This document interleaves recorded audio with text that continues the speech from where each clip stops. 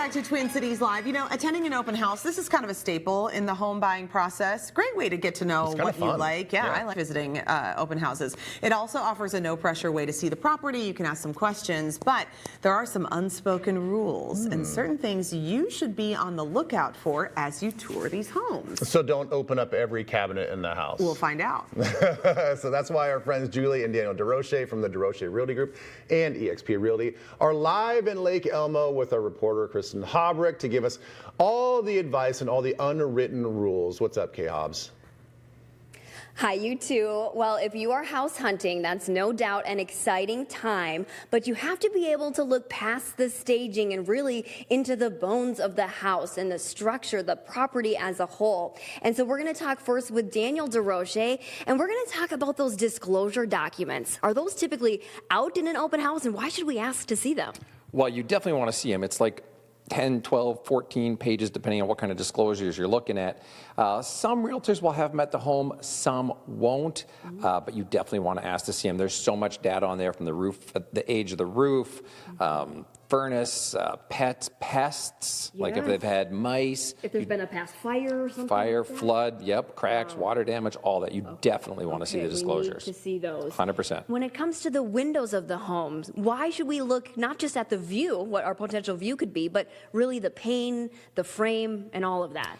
When you think about the big remodel expenses, the big homeowner expenses, windows are one of the biggest expenses. Like on a house like this, I'm not kidding, the windows in this house are probably $300,000. So if you're to buy a house like this and then find out the windows are bad, that's a massive, massive problem. Even your average house, you're going to spend 50, 60, 70 grand on windows. So you want to open and close as many windows as you can, check the inside, check the outside, just make sure they're solid. Awesome, and energy efficient, I'm sure, as well. Absolutely. Well, name brand makes a big difference too. You know, everybody's familiar with the big three, Anderson, Marvin, Pella, but there's a lot of great name brands out there. Most homes in Minnesota here are going to be double pane. Get up in a Canada, you got the triple pane, but you want to make sure they're really high quality, for sure.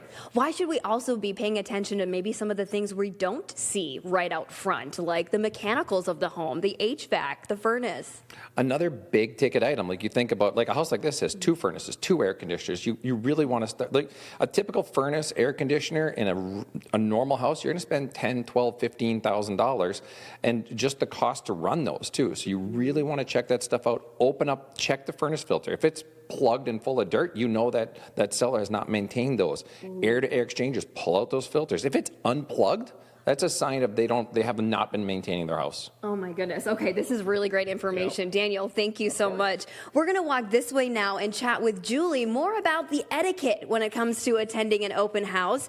And so many of us, we want to run right to the closet and see what the primary bedroom looks like, maybe open some cabinets, open some drawers, but how do we toe the line where we're not invading on the privacy of the person who currently lives in the house? Well, yeah, I'd say like if you're interested in the house, you walk in an open house, you're walking around it, and you're like, I like this. We want you to be able to look into stuff, and I think people are kind of timid to do that. So you can open up things like closets. You can open up cabinets. You want to see if there's soft close drawers or doors. Open up the refrigerator, open up the oven if you want to see inside those things. Like in this house, for example, there's lots of closets. One of what you would think was a closet is actually an elevator. So if you didn't maybe look at that, you would have missed an elevator. You might be caught off guard. Okay. Yeah. Anything that we should avoid opening?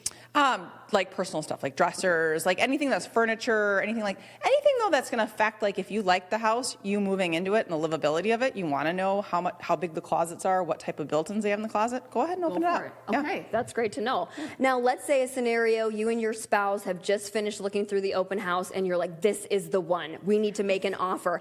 Why should we maybe hold our cards a little closer to the vest? I see a lot of people do this. I'll sometimes go out with clients and we'll like be looking at a house during an open house, and I'll have my clients just, they'll say like way too much to the agent that's there. So you have to remember that the agent usually in the house represents the seller. So the agent sitting in the house when you walk in is representing the seller. So if you tell that agent how much you love the house, your thoughts about it, and you do want to go actually put an offer in, you may be, that may be negative for your offer. Exactly. And then also too, if it's a really busy open house and you're walking around talking about how much you love it, there may be other people that love That it. heard that that too, heard and that now too. they're gonna be aggressive. Yes, and they want to get in competition with you. So This is great. Now, many families bring the kids along for the potential future home. What should the parents tell the kids before they all attend? keep the kids close. I mean, it's wonderful. It's awesome to be able to bring your kids to an open, and a lot of people want the kids to be a part of the process and like picking out a house. But just make sure that the kids understand that like the toys are the residents' toys. Like, don't play with the toys.